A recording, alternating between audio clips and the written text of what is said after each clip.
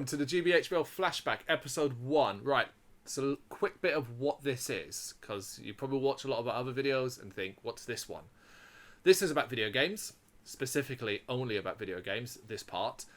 And it's basically our age groups. Now, there's a couple of years between us. Not enough to kind of have a wide gulf in between certain games. Like I'll remember, say, SNES games or Mega Drive games better than perhaps you would. Like, for example, Rocket Knight Adventures is something that I played recently. Do you remember Rocket Knight Adventures? No, I don't recall. Right. So, yeah, I remember that heavily from my youth. There you go. But when we hit, like, the PS1, the Nintendo 64, the Dreamcast, the GameCube, the Xbox 360, you know, that's as far as we'll go, because obviously Xbox One, PS4, they're all modern consoles. Yeah, I mean, there's a small gap in, like, our memory with games and stuff, but mostly we did clash on a lot of things, and that's what we're here to talk about. Exactly. It's exactly that. So it's kind of like a flashback upon games, a specific video game or a specific subject when those come up, and then we're going to have a discussion around it, really. Certain talking points, so these videos don't drag on forever. We're not going to go through the entire game, the history and stuff like that. It's going to be a bit of an overview. If you've never heard of it, a lot of them you will have, plus certain things that we thought and enjoyed. Not a review, but it'll probably sound like a review almost to a point, but without a score and stuff like that. So, for example, the very first one we're going to start with in this episode is a Medieval, which was a PlayStation 1 game, an action adventure hack and slash video game developed by SCE Cambridge Studio. I saw that studio name. It's kind of like that must have been back when we kind of like didn't have cool studio names, because SCE Cambridge Studio. Yeah, I don't know if they went on to do any other games, but But it was published by Sony for the PlayStation in 1998. So, if you don't remember this game, I don't know anything about it, it's... How do you describe it? It was a third-person game. action adventure. Well, yeah, basically. Platforming sections. Hack and slash. Yeah, hack and slash. Yeah, to a certain degree. It's one of the more famous PlayStation 1 games. Enough that it would get its own remastering. Yeah, if you're a fan of the PS1 in any way, I think this is a game you likely played back in the day. It's a game that's quite highly revered, and as you said, it's getting a remake, so clearly some people care about it enough for them to think it's going to make enough money. And there was even a PS Vita called Medieval Resurrection, which was basically the same game but redone. I played that actually. That's a review on the site over that. Yeah, there's certain games from the PS1 era that like disappeared and haven't really made a comeback, but Medieval seems to just never stay dead. A bit like Dan Fortescue, I guess. Comes back from the dead time and time again. Yeah, that's the lead character. So the lead character, Daniel Fortescue, he's a fake hero who's brought back from the dead by the evil wizard Zarok, who returns after X amount of time away to try and take over the land of Galamir. Dan is brought back from the dead. He's a skeleton, missing an eye, and tasked with going to defeat Zarok. And the whole fake hero thing is basically he was the first one to fall at the battle, but was accidentally romanticized as being a fighter, a warrior, and so on. Hence why in that game, if you go into the Hall of Heroes, Dan's statue is faded. It's not like there, where everyone else is solid. And it's mainly, I guess, the game's mainly about Dan, not just defeating Zarok, but also becoming the hero he was supposed to be. Yeah, he's like a sort of disgraced hero almost. Yeah. And that ties into the whole chalices in the game as well. But before, we're not getting too much deep into it. Yeah. We're going to talk about likes and dislikes. So, certain points that we liked, certain points we didn't like, because no game is flawless. Well, few games are flawless. There are some that are nearly flawless, you know, The Witcher 3, things like that. And basically, so we're going to go through some of them. And there's no, like, which one have you got, which one this isn't a 10 things. Those videos are separate. It's mainly about, okay, what do we really take away from it? And I guess the most obvious one is visually. Visually, it's colourful. Yeah, I mean, the backdrop for the game is quite ghoulish and stuff. Obviously, Dan himself is a resurrected skeleton. But it's actually a surprisingly like bright and colourful and fun-looking game. Yeah. Even though the themes of it are quite dark in nature. Yep. Yeah. I always reminded me. I always thought it was Tim Burton-esque. If that makes sense. The style of it, I can see that. Yeah, and that kind of tied into each level as well, like, because being an action adventure hack and slash, it could easily get repetitive. But one of the cool things about Medieval was that the amount of variety in levels. There was, I would argue, no two levels felt the same. They would always have the same setup, where basically going to A to B was still the point. Yeah. The levels themselves were like fairly linear. Like you couldn't go off the beaten path too much. Oh, It yeah. was all like placed in its own zone kind of thing. Yeah. But you know, there were different like spots in each level that all unique, and they had lots of different elements to them and stuff. Lots of mini games thrown in there. Yeah.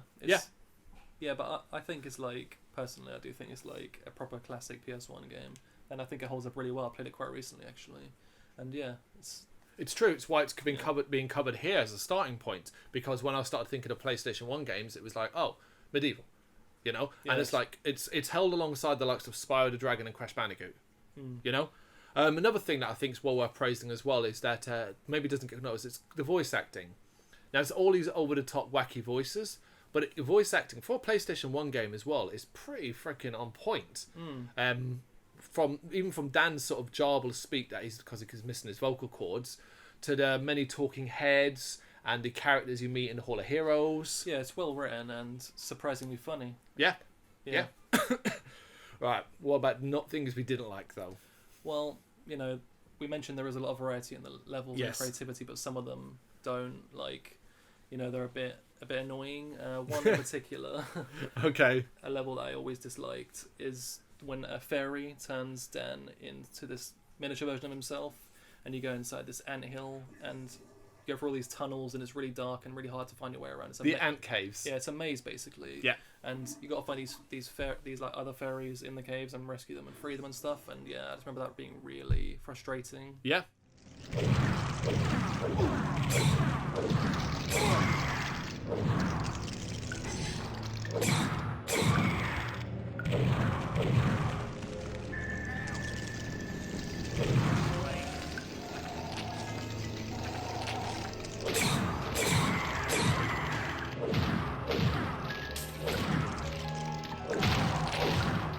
Yeah, I agree. The ant caves, it's so easy to get lost in.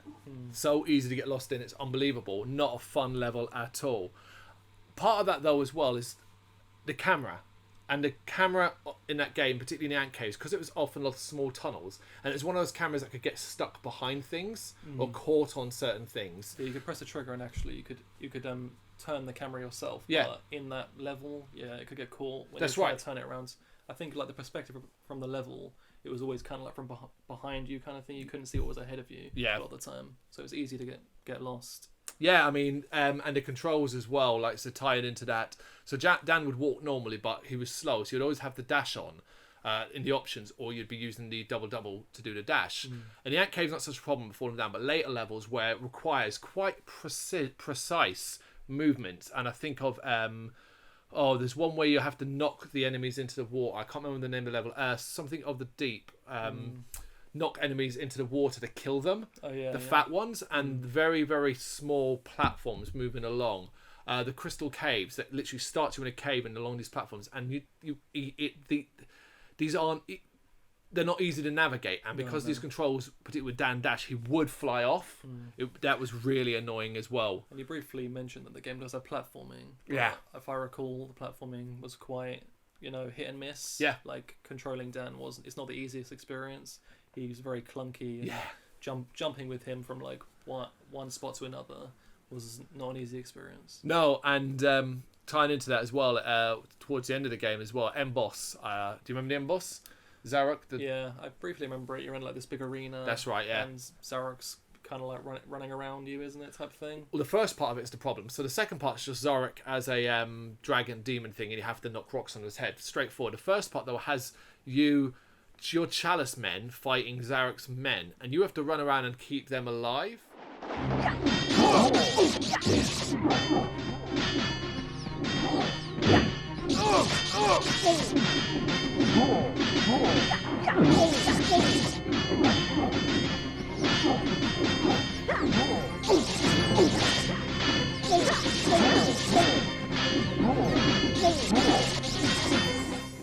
That shit was that shit is so annoying. Like, what a crap system to put in place.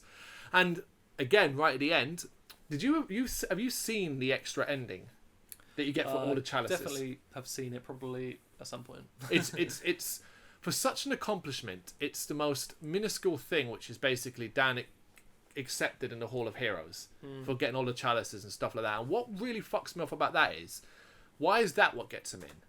Like, when you get his statue becomes real, wasn't the defeating Zarek enough? Becoming the hero he was supposed to be, but no, he had to go and collect all the chalices as well. That's true. I mean, what does it matter if he defeated all these insignificant enemies? Yeah. He defeated the big bad, right? Yeah, exactly. So what does it matter if you go and defeat like this singular zombie or something? Yeah, because you're 99%, kill one zombie, get 100%, collect the chalice, and that's it. I guess he just conquered it all. So you have to put him in. Right. What about some of your favourite moments or scenes or bits of music? Anything jumping out from it?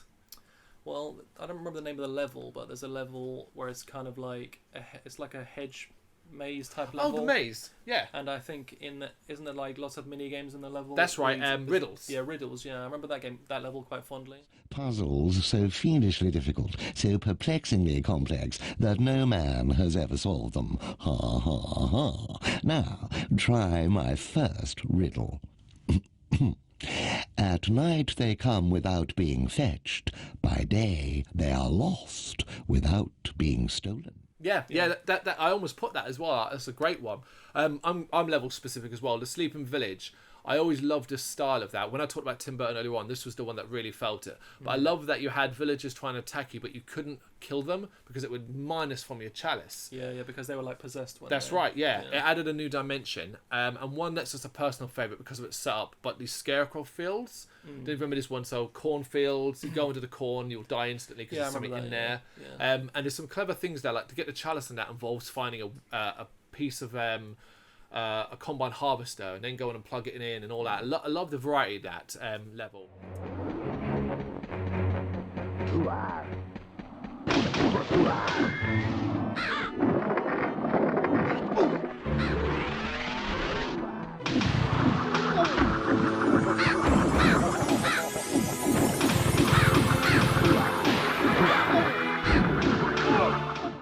But another one I got to praise as well is the Haunted Ruins. It comes near the end of the game, and I remember not knowing this for such a while. But basically, I couldn't work out why you couldn't get 100% in a chalice in that, and it's because at the very start you have a short amount of time to save some villagers that are going to get dropped into fire.